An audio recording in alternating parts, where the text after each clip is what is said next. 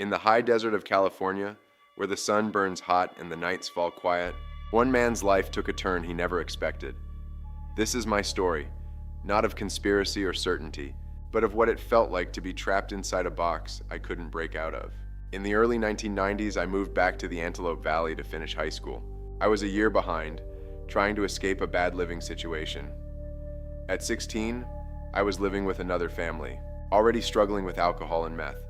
But I got through it. I got sober. I built a life. In 1997, I bought a house in Lancaster, $55,000, $512 a month. For years, it was stable. We rented out rooms, we worked, we lived. But after 9/11, everything changed. Electric bills skyrocketed, 5 times higher, even though we didn't have central air. Some months, the bill was more than the mortgage.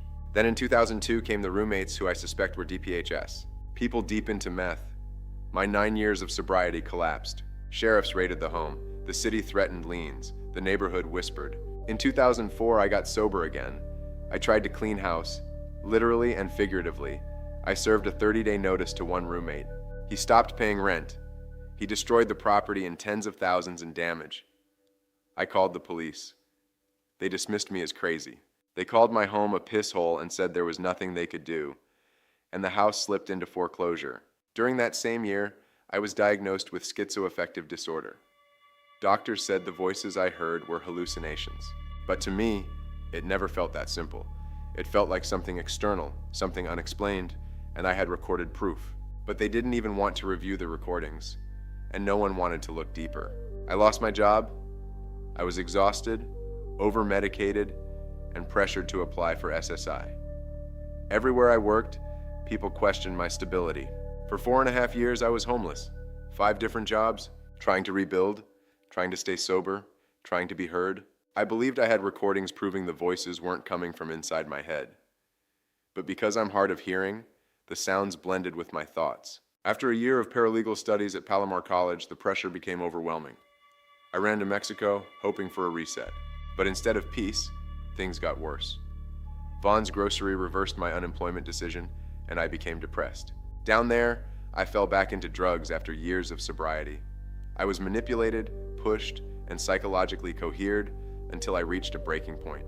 I was in the best physical shape of my life, exercising daily, going to school and working toward my education, and suddenly I was fighting for my sanity again. I contacted the FBI multiple times during those 4 homeless years, trying to report what happened to me.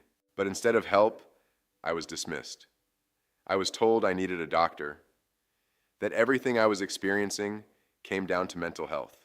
In 2008, after everything built up, I jumped from a 5-story building. I survived, barely. And from that moment on, my life became a cycle of hospitals, medications, and holds. Every time I tried to go back to school, it felt like the system stepped in and placed in government-arranged boarding homes being monitored all day, stealing my research, ideas, and creativity. The most recent chapter came when I defended myself with a stun gun against someone who had been harassing me repeatedly. I had filed complaints, but when I finally protected myself, I was the one arrested. I spent 40 days in jail. Every time I try to improve my life, get a job, go to school, a crisis team shows up. A hold gets placed. A door closes. It feels like the same pattern repeating. To me, all of this traces back to 2002, when I protested the Bush administration and wrote a letter about online activity. Around that same time, I was deep into my own research, studying what I called the energetic continuum of space and the 5 states of matter. I can't prove connections, but the timing has always stayed with me. It felt like after I spoke up, my life took a turn I could never fully undo. I'm not here to claim I know the truth behind every event. I'm here to tell you what it felt like, what it still feels like, to live inside a system where your diagnosis speaks louder than your voice, where rebuilding your life becomes a battle you fight every single day. But I'm still here, still fighting, still learning, still trying. My story isn't over, my voice isn't gone, and no matter how many times life tries to box me in, I will keep pushing against the walls. And no matter how many times life tries to box me in, I will keep pushing against the walls. Because this is my life, my journey, my truth. This has been my story. Thank you for listening.